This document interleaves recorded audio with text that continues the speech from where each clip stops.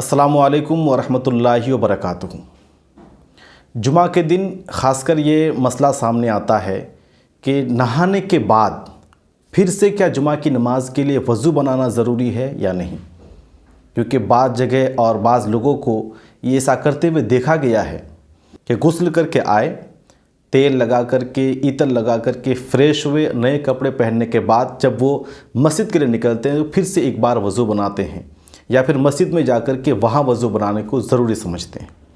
और बाज़ लोगों को ये कहते हुए भी सुना गया है कि अगर मस्जिद से घर से अगर आप वज़ू बना करके आते हैं तो आपका वज़ू नहीं होगा, क्योंकि चलते फिरते हवाएं लगती हैं और ना जाने कैसे लोगों से आप मुलाकात किए हैं, कैसे मनाजिर आप देखे हैं, इसकी वजह से आपका वज़ू जाता रहता है। तो इस वीडियो में हम इसी ताल्लुक़ से बात करेंगे। आपसे गुजारिश है कि वीडियो को आखिर तक देखें, समझें और अपने दोस्तों तक ज़रूर शेयर करें। तो नाज़रीन, गुस्ल और वज़ू ये दोनों तहारत की दो किस्में है तहारत यानी पाकी, और इसकी दो अलग अलग कैटेगरी हैं।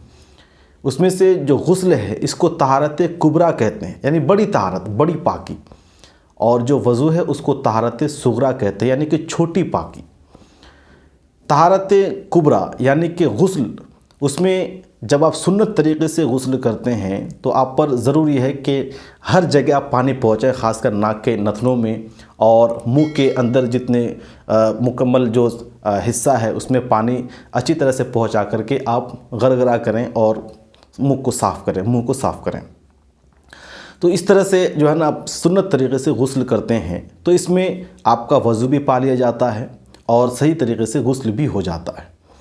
जो तहारत कुबरा होगा उसमें छोटी तहारत भी पाली जाती है, यानी कि आपका वज़ू भी पा लिया जाता है। लिहाजा अगर आप गुस्ल करके कोई ऐसा काम नहीं करते जिससे आपका वज़ू टूटता हो, जैसे कि आपने हवा नहीं खारिज किया और इस तरह से आपके जिस्म से खून नहीं निकला, और जो बहुत सारे तरीक़े हैं, यानी आप पेशाब नहीं किए या आपके पेशाब के रास्ते से कोई दूसरा पानी नहीं निकला, तो जो नवाक़िज़ वज़ू कहलाते हैं जिससे वज़ू टूटता है, ऐसा कोई काम आपसे सरज़द नहीं हुआ तो आपका वज़ू बरकरार रहता है। गुस्ल करने के बाद आपको दोबारा वज़ू करने की ज़रूरत नहीं है। इसी गुस्ल से आप जुमा की नमाज़, बल्कि कोई भी नमाज़ पढ़ सकते हैं। और जुमा के दिन जो आप गुस्ल करें उसी गुस्ल से नमाज़ पढ़ना जुमा की, ये बल्कि सुन्नत कहा गया बाज़ किताबों में कि जो आप गुस्ल करें उस गुस्ल और जुमा के दरमियान ज़्यादा फासला ना हो और वज़ू आपका ना टूटे, बल्कि उसी गुस्ल से आप नमाज़ पढ़ लें, तो ये बेहतर कहा गया है और सुन्नत का आपको सवाब भी मिलेगा। लिहाजा गुस्ल के बाद वज़ू करना ज़रूरी नहीं है। हाँ, अगर कोई दूर गया है, एक लंबा रास्ता तय करके गया है और बहुत सारी ऐसी जगहों से गुज़रा है जहाँ गलत मनाजिर उसने देखा, गलत बातें उसने की, बहुत ज़्यादा कहका लगाया, हंसा, और बहुत सारी बातें उसने सुनी जिसमें झूठ भी थी, ग़ीबत भी थी, या खुद उसने बोला, तो ऐसे में उसके लिए दोबारा वज़ू करना ये मुस्तहसन है, मुस्तहब है, वाजिब या ज़रूरी नहीं है। लिहाजा इस बात को अपने जहन से निकाल दें कि गुस्ल करने के बाद वज़ू करना ज़रूरी है। उम्मीद करता हूँ बात आपको समझ आ गई होगी।